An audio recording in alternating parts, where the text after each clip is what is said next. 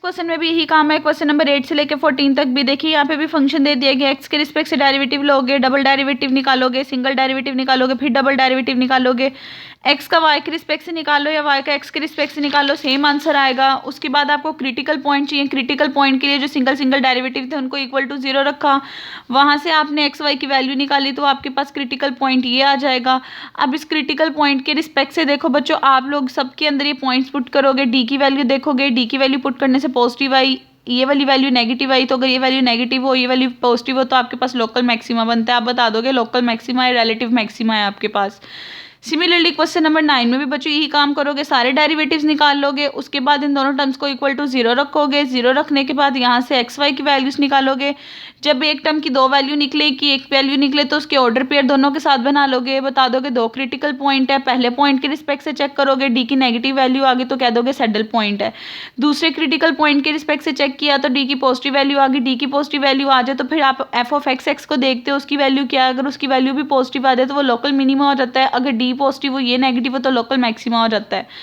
Similarly बच्चों question number 10 था, आपको एक फंक्शन डिफाइन कर दिया गया था, आपने उस फंक्शन के सारे डेरिवेटिव निकाल लिए। क्रिटिकल पॉइंट के लिए फर्स्ट डेरिवेटिव को इक्वल टू 0 रखा आपने, फर्स्ट डेरिवेटिव को इक्वल टू 0 रख के वहाँ से एक्स की वैल्यू आपके पास आ गई, वाई की वैल्यू आ गई, दोनों की वैल्यू आपके पास 0 आई है, 0 0 पुट किया तो डी के अंदर उसने नेगेटिव आंसर दे दिया। डी बेसिकली वही डिटर्मिनेंट है, फॉर्मूला है, आपकी मर्जी, आप इसको इस फॉर्म में याद रख लो कि आपके पास यहाँ एफ ऑफ एक्स एक्स, यहाँ एफ ऑफ वाई वाई, यहाँ एफ ऑफ एक्स वाई और यहाँ एफ ऑफ वाई एक्स होता है। आप इसको ऐसे याद रख लो फॉर्मूले को, इसको फिर सॉल्व कर लो, या आप लोग बच्चों डायरेक्ट याद कर सकते हो कि double derivative of x double derivative of y से मल्टीप्लाई होगा minus f f x y का स्क्वायर आएगा। आपने पुट की नेगेटिव आंसर था, आपने बता दिया सैडल पॉइंट है। उसके बाद क्वेश्चन नंबर 11 जो थोड़ा वो इन जर्नल क्वेश्चन है, यहाँ पे साइन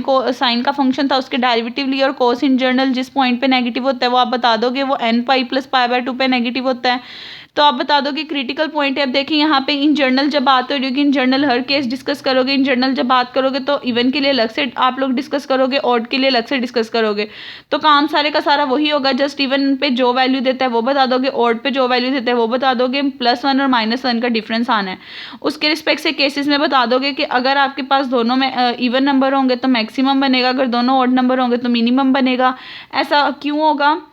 क्योंकि देखिए मैक्सिमम के रिस्पेक्ट से जब आप लोग इवन नंबर की बात करो, इवन पे माइनस आंसर देता है, ऑड की बात करो पॉजिटिव आंसर देता है। आप उसके रिस्पेक्ट से देखोगे, आपको पता है अगर डी और F of double derivative of x दोनों आपको पॉजिटिव आंसर दें आपको ऑड पे, तो आपको पता है मिनिमम होता है, अगर डी पॉजिटिव हो F of x x negative हो तो मैक्सिमम होता है,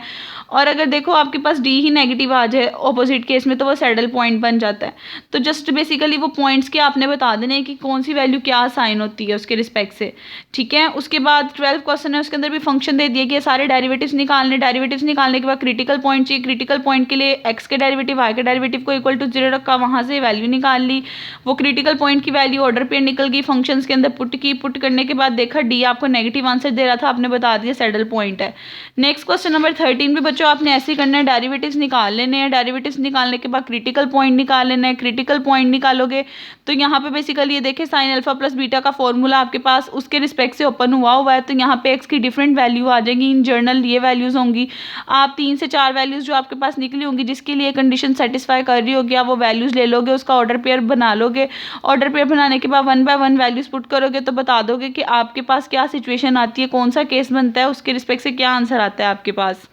ठीक है। उसके बाद नेक्स्ट लास्ट क्वेश्चन है आज के लेक्चर का, इसमें भी आपको फंक्शन दिया है, आपने सारे डेरिवेटिव निकाल लेने हैं, क्रिटिकल पॉइंट निकाल लेना है। क्रिटिकल पॉइंट निकालने के बाद आप लोगों ने उसके जो ऑर्डर पेयर निकले होंगे जितने पॉसिबल होंगे 1 बाय 1 पुट कर लेने हैं। अगर 1 बाय 1 पुट करके देखोगे डी की वैल्यू नेगेटिव आएगी, वहाँ पे स्टॉप करके कह दोगे सैडल पॉइंट है। लेकिन अब जहाँ पे डी की वैल्यू नेगेटिव ना हो, जैसे कि ये वाला केस जहाँ पे आप लोग -2/3 की बात करोगे, वो आपके पास डी की वैल्यू को पॉजिटिव देगा, तो आप उसके रिस्पेक्ट से देखोगे आपका एक्स डबल डेरिवेटिव पे क्या आंसर आ रहा था। अब अगर ये भी पॉजिटिव है, एक्स का डबल डेरिवेटिव पे आंसर भी पॉजिटिव हो, तो आप कहोगे दोनों केसेस में पॉजिटिव है, तो ये आपके पास रिलेटिव मिनिमम बन जाएगा।